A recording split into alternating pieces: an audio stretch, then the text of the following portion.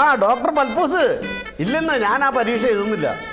എനിക്ക് സത്യം പറഞ്ഞ മൃഗഡോക്ടർ ആവാൻ ആഗ്രഹം. എന്താന്നോ, അതായത് മൃഗങ്ങളാകുമ്പോൾ അതുങ്ങളെ കുത്തുവയ്ക്കുകയോ മരുന്ന് മാറി കൊടുക്കുകയോ ചെയ്താൽ പരാതി പറയില്ലല്ലോ. അതെ, ഇവിടെ ഇത്തിരി തിരക്കുണ്ടിട്ടാ. ആ കുറച്ച് കഴിഞ്ഞ് വിളിക്കാം. Okay okay okay. ഇവിടെ കമ്പൗണ്ടർ പുഷ്കരാ സാർ. ഓ, ഇന്ന് ഒരുപാട് പേര് മരുന്ന് മേടിക്കാൻ വന്നിട്ടുണ്ടല്ലോ. നല്ല കോളാന്ന് തോന്നണല്ലേ. ഇന്നലെ മരുന്ന് മാറി കുത്തിച്ച രോഗിയില്ലേ? ഓ സെബാസ്റ്റ്യൻ. അയാൾ മരിച്ചു. അയാളുടെ ബന്ധുക്കളെ ഡോക്ടറെ തല്ലിക്കൊല്ലാൻ വേണ്ടി വന്നേക്കണേ.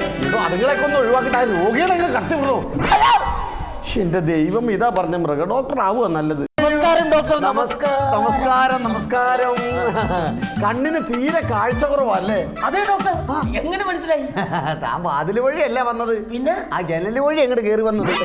ആട്ടെ, എന്താ തന്റെ അസുഖം? ഡോക്ടർ, എന്റെ 2 കണ്ണുകളും അകത്തേക്ക് കുഴിഞ്ഞിരിക്കുന്നു. അത് സാരമില്ല, അത് ഇവിടുത്തെ ബില്ല് കാണുമ്പോഴേ പുറത്തേക്ക് തള്ളിക്കോളും.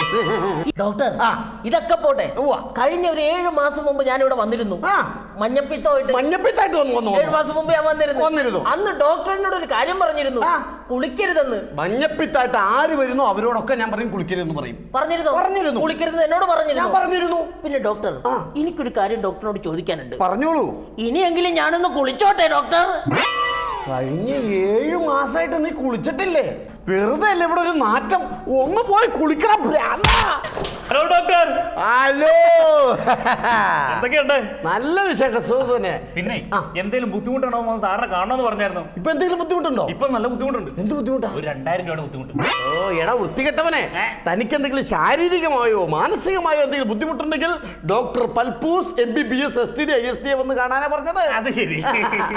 ആട്ടെ, തന്നോട് ഞാൻ എന്നും വന്ന് കാണാൻ പറഞ്ഞിട്ടുണ്ടായിരുന്നില്ലേ? ഞാൻ എന്നും വന്ന് കാണുന്നുണ്ടല്ലോ. താൻ എന്നെ എന്നും വന്ന് കാണാറില്ല. സാറ് ഞാൻ ദിവസം വന്ന് കാണുന്നുണ്ട്. എന്നെ താൻ ഇവിടെ വന്നു എന്നും കാണാറില്ല. ഞാൻ ഇവിടെ വന്ന് കാണുന്നില്ലെന്നേ ഉള്ളൂ. പിന്നെ സാർ ആ ജനല് കണ്ടോ? കണ്ടു. ആ ജനലിൽ കൂടെ ഞാൻ എന്നും വന്ന് പാത്ത് നിന്ന് സാറിനെ കണ്ടിട്ടാ പോണത്, അറിയാം. എനിക്ക് പ്രത്യേക ഒരു സംശയം. എന്നെയാണോ? സാറിനല്ലെന്നേ, ഞാനൊരു എലിയാണോന്ന് എനിക്കൊരു സംശയം. My God, God's of India. അതെ അതെ, അത് എനിക്ക് എന്തെന്ന് വെച്ച് കഴിഞ്ഞാൽ ഞാൻ ഈ ബുക്ക് കണ്ടു കഴിഞ്ഞപ്പോ ഇത് തന്നെയാണെങ്കിൽ ഇങ്ങനെ കടിച്ചിന്നാണ് എനിക്ക് തോന്നുന്നത്. അതൊക്കെ കടിച്ചിന്നാ തോന്നുന്നു. അതുപോലെ ഈ വഴി കൂടെ നടന്നു കപ്പച്ചോടൊക്കെ എടുത്തിട്ട് കടിച്ചിന്നാൻ തോന്നുന്നു. ഇതൊക്കെയാണ് എന്റെ പ്രധാന. ബുക്ക് കണ്ട കടിച്ചിന്നാൻ തോന്നും, കപ്പയുടെ ചോട് കണ്ട മാന്തിയിട്ട് കടിച്ചു തിന്നാൻ തോന്നും. ഇതിൽ പ്രധാനം എന്താന്ന് വെച്ച് കഴിഞ്ഞാൽ എന്റെ വീട്ടിൽ 2 കണ്ടമ്പൂച്ചുണ്ട്. അത് രണ്ടും എന്നെ വിടാതെ ഇങ്ങനെ പിന്തുടർന്നോണ്ടിരിക്കുക. തന്റെ പുറകെ പൂച്ച പിന്തുടരുന്നു. അതാണ് പറഞ്ഞ എനിക്ക് ഞാൻ എലിയാണോന്ന് എനിക്ക് സംശയം. മൈ ഗോഡ്, അത് ഞാൻ മാറ്റിത്തരാം. അത് നിസ്സാര സംഭവമല്ലേ ഉള്ളൂ. ഒരു ഗുളിക കഴിച്ചാൽ മതി. വാ വിളിക്കൂ.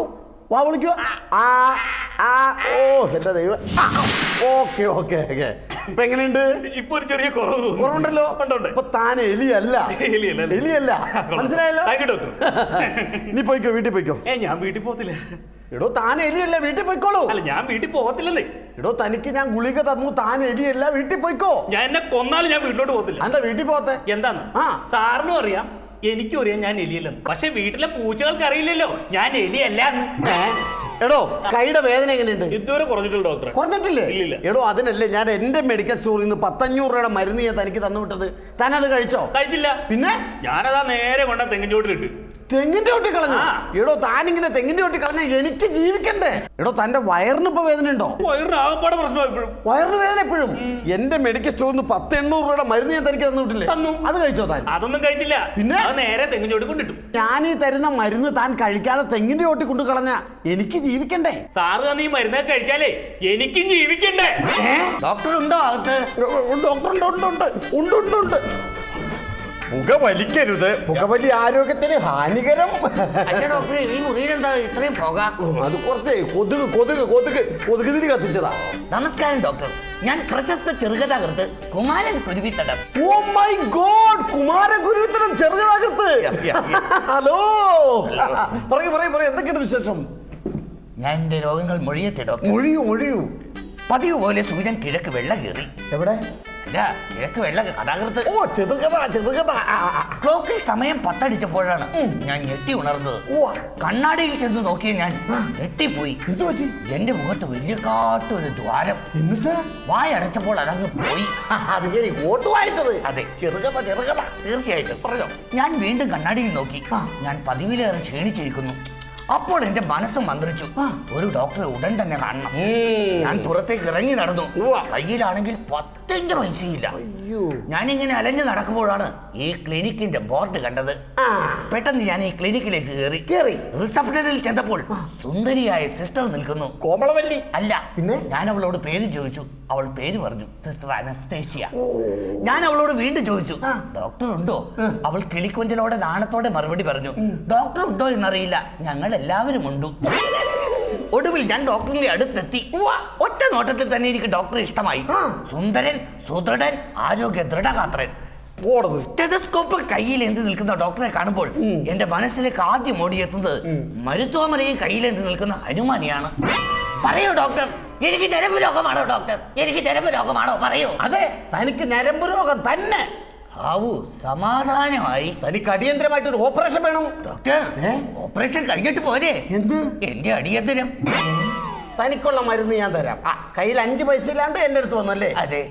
വിജനമായ ഒരു വഴി, മുറ്റത്തേക്ക് ഇറങ്ങുക. മുറ്റത്തേക്ക് ഇറങ്ങുമ്പോൾ നീണ്ടു നിവർന്നു കിടക്കുന്ന വഴിയിലൂടെ വെച്ചടി മുന്നിലേക്ക് നടക്കാം. മുന്നിലേക്ക് ചെല്ലുമ്പോൾ KSRTC സ്റ്റാൻഡ് എന്നൊരു ബോർഡ് കാണാം. അതിന്റെ താഴെ പടിഞ്ഞിരിക്കുക.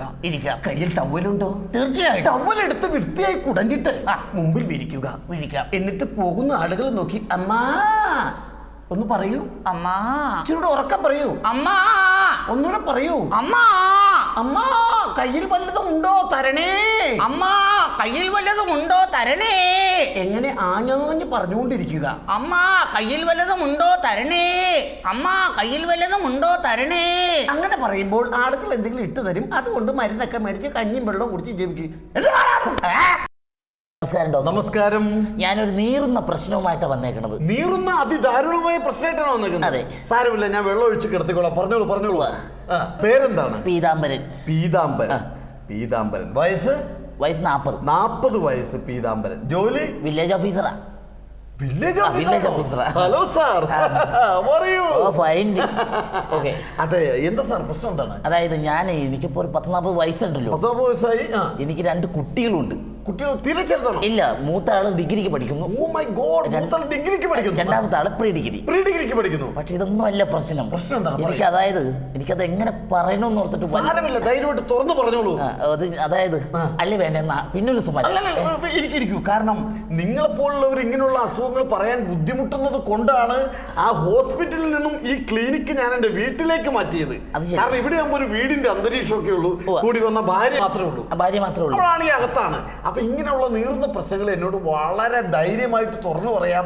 കാര്യം ഡോക്ടറോടും വക്കീലിനോടും എന്തും തുറന്നു പറയണമെന്നാണ് പറഞ്ഞത്. ശരിയാണ്. ഓക്കെ, പറഞ്ഞോളൂ. പക്ഷെ എന്നാലും എന്റെ ഈ രോഗത്തെ കുറിച്ച് പറയുമ്പോൾ എനിക്കൊരു വല്ലാത്ത ജാള്യത. ഒരു കുഴപ്പമില്ല, ഒരു ജാള്യതയും വേണ്ട, ധൈര്യമായിട്ട് തുറന്നു പറഞ്ഞോളൂ. പറയാല്ലേ? കുഴപ്പമില്ലായിരിക്കും അല്ലേ? ധൈര്യമായിട്ട് പറഞ്ഞു. ഇവിടെ ആരുമില്ല, വൈഫുള്ള, അത് കുഴപ്പമില്ല, ധൈര്യമായിട്ട് പറഞ്ഞു. അപ്പൊ സാറേ, എനിക്കെന്ന് വെച്ചിട്ടുണ്ടെങ്കിൽ ഞാൻ ഈ ജോലിയൊക്കെ കഴിഞ്ഞ് വീട്ടിൽ വന്ന് ഒന്ന് കുളിച്ച് ഫ്രഷായി ഒരല്പം ഭക്ഷണമൊക്കെ കഴിച്ചിട്ട് കിടന്ന് ഉറങ്ങിക്കഴിഞ്ഞാൽ ഒരു 12 മണിയൊക്കെ ആകുമ്പോഴുണ്ടല്ലേ, 12 മണിയാകുമ്പോൾ ഒരു 12 മണിയാകുമ്പോ എനിക്കൊരു എനിക്ക് എങ്ങനെ പറയണെന്ന് പ്ലീസ്. പീതാംബരൻ വില്ലേജ് ഓഫീസറാണ്. നിങ്ങളൊന്നും സാധാരണക്കാരെ പോലെ താഴെ ഭയങ്കര ജാള്യത. സാറല്ലേ നിങ്ങള്? അപ്പൊ നിങ്ങൾ അങ്ങനെ താഴെ പറയൂ, എന്താ അസുഖം? ഒരു 12 മണിയൊക്കെ ആകുമ്പോണ്ടല്ലേ, 12 മണിയാകുമ്പോൾ ഞാൻ ഈ കിടക്കപ്പായി കിടന്ന് മൂത്രം ഒഴിക്കണ ഒരു ചെറിയ വീക്ക്നെസ് ഉണ്ട് എനിക്ക്. കിടന്നു മുള്ളും. 45 വയസ്സ്, 2 കുട്ടികളുടെ പിതാവ് ആണേ. അത് വില്ലേജ് ഓഫീസർ. അതെ. കിടക്കപ്പായ കിടന്ന് മുള്ളും. കിടന്ന മുള്ളി. എനിക്ക് നാണാവല്ലോ കിടന്ന് മൂത്രം വയ്ക്കാൻ. ആണുങ്ങളുടെ വില കളയാൻ നടക്കണ്. ഒന്നല്ലേ 40-45 വയസ്സില്ലേ, വൃത്തികെട്ടവൻ. ഞങ്ങളിപ്പോൾ ആണുങ്ങളുടെ വില കളയാനായിട്ട് ഇങ്ങനെ കിടക്കപ്പായി കിടന്ന് മൂത്രം ഒഴിക്കുക. മിണ്ടരുത്. ഇങ്ങനെ കിടക്കപ്പായി കിടന്ന് മുള്ള കിടക്കപ്പായ കിടന്ന് മൂത്രം ഒഴിക്കാന്ന് പറഞ്ഞാൽ നിന്നോട് ഞാൻ പല പ്രാവശ്യം പറഞ്ഞിട്ടുണ്ട്, ഞാൻ രോഗികളുമായിട്ട് സംസാരിച്ചിരിക്കുമ്പോ ഇതുപോലെ തുണിയിലക്കാൻ എന്റെ മുമ്പിൽ കൂടി പോകരുതെന്ന്. ഓ, ഞാൻ തുണിയും കൊണ്ട് പോയതാ കുറ്റം. ചേട്ടാ ഇത് കേക്ക്. ഇയാള് വലിയ ഡോക്ടറാ. Doctor Palpoos MBBS STD ISD ഒക്കെ വലിയ പേരാ. കെട്ടിക്കാൻ പ്രായമായ 3 മക്കളും ഉണ്ട്. ഇതാണോ പ്രശ്നം? ഇതൊന്നും അല്ല ചേട്ടാ. രാത്രി 10-11 മണിയാകുമ്പളേ ഇയാള് പായി കിടന്ന് മൂത്രം ഒഴിക്കുന്നു.